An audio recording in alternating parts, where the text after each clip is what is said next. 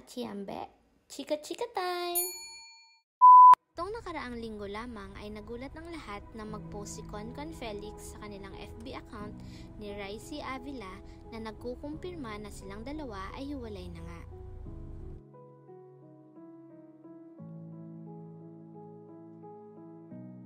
Nasabi din dito ni Con na kasalukuyang ngang nakilaskas-takli si Ricey. Wala daw itong paramdam sa kanila at lubos ng pag-aalala ng ina ni Ricey dahil maski sa kanya ay wala itong paramdam. At dahil sa involvement ni Skastakli sa hiwalayang ito ay lalong lumaki ang issue kaya naman nag-post na din si Skastakli patungkol dito at naglabas na din ng kanyang saloobin si Ricey sa kanyang Instagram story patungkol sa breakup nila ni Con. Ayon kay Ricey, hi guys, ngayon lang ako magsasalita kasi una-una wala naman din akong plano magsalita kasi hindi ko naman naramdaman na obligado ako. Kasi alam ko naman sa sarili ko na wala naman akong ginawang masama.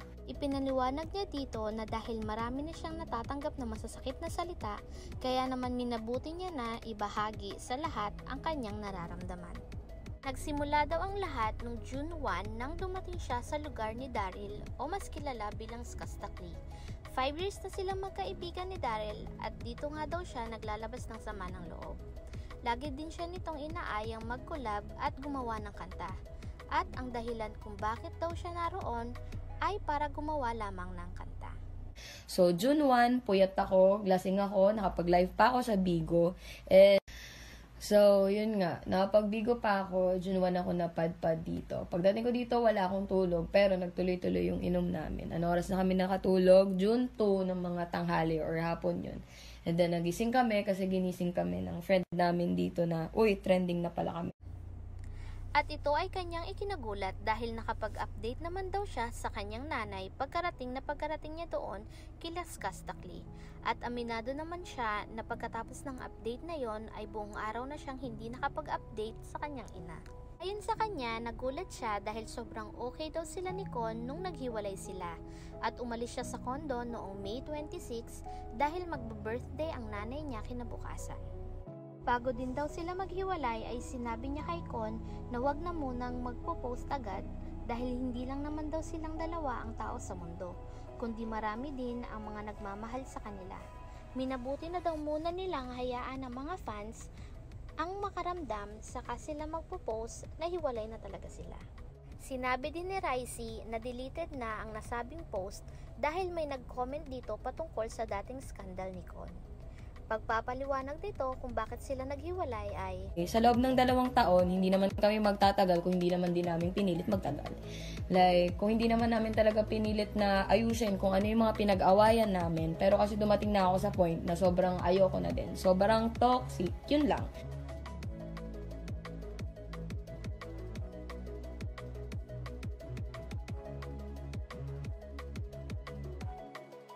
sobrang sarap daw sa pakiramdam na wala na at napag-usapan naman daw nila ang breakup at tungkol sa pagpo-post.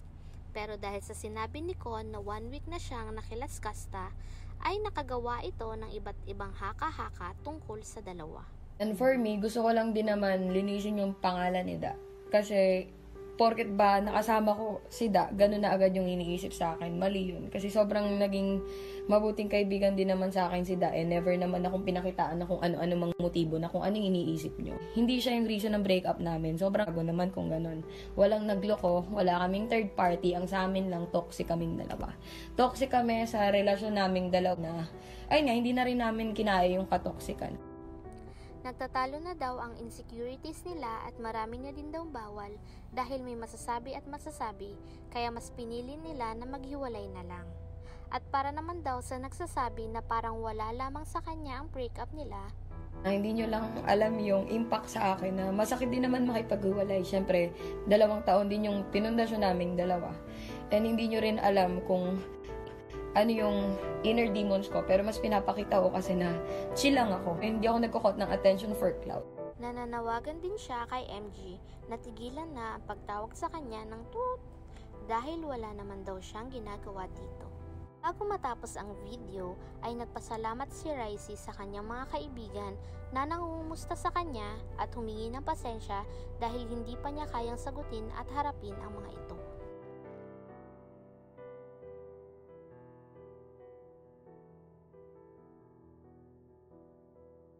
At nagtuloy-tuloy ang pagkakagulo nang mag-tweet ang best friend ni Zainab na si Melvin Rio Protasio, kasama ang isang larawan na kung saan ay suot ni Zainab ang kanyang pajama at ito ay may caption na. Nagsimula muli ang bangayan nang i-retweet ito ng isa sa kampo ni Ricey at sinagot ang tweet ni Melvin na may caption na. Makikita sa IG story na ito na nagkakantahan sila Ricey habang suot niya ang pajama na pagmamayari ni Zainab. Hindi mawari kung nananadya ba o nang-aasar o nagkataon lamang.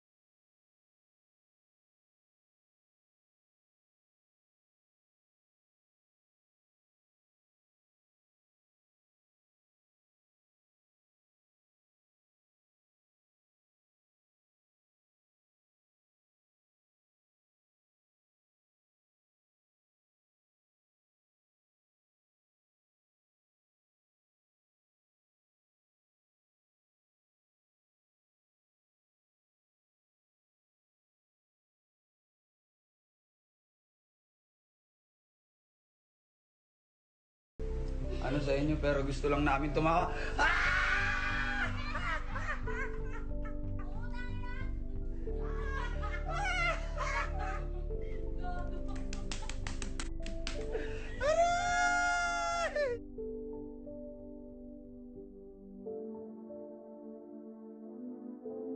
At ginatungan naman ito ng kasama niya na ang sabi ay,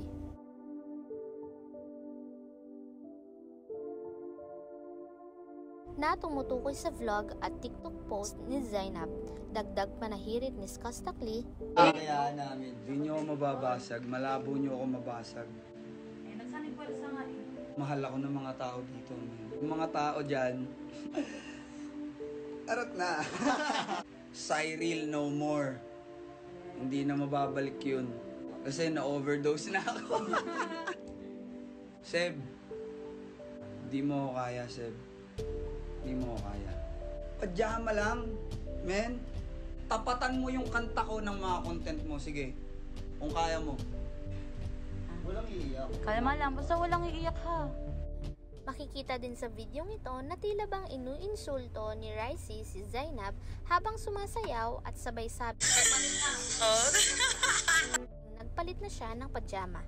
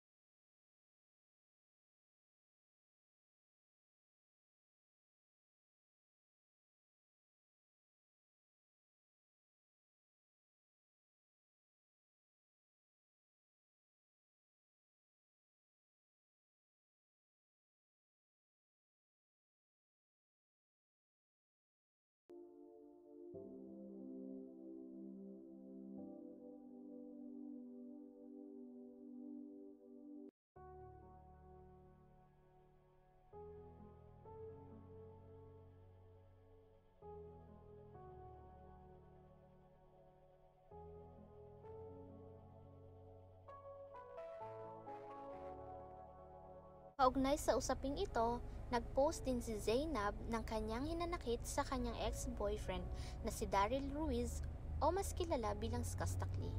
At shinare niya rito ang screen capture ng convo nila kung saan makikita dito na tila ba habol ng habol sa kanya si Skastakli dahil sa mga sweet messages at I love yous nito.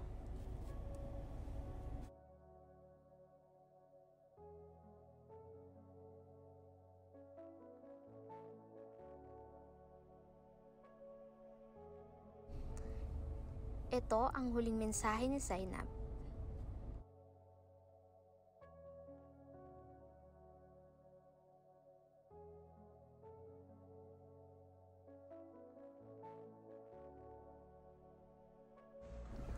Pagkatapos ng post niya na ito, ay nag-live muli si Skastakli at sinabihang pikon daw si Zainab. Pikon?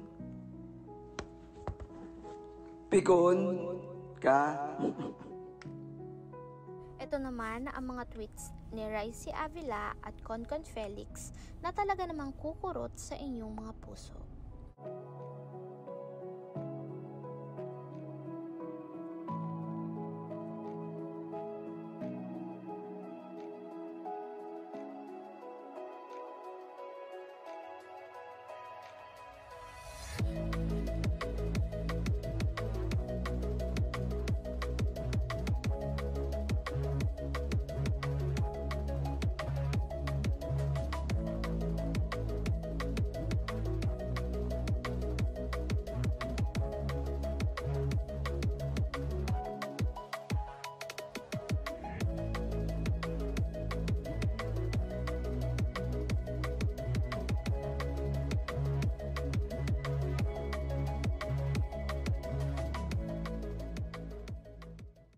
Thank you for watching! Sa susunod ulit, chika chika!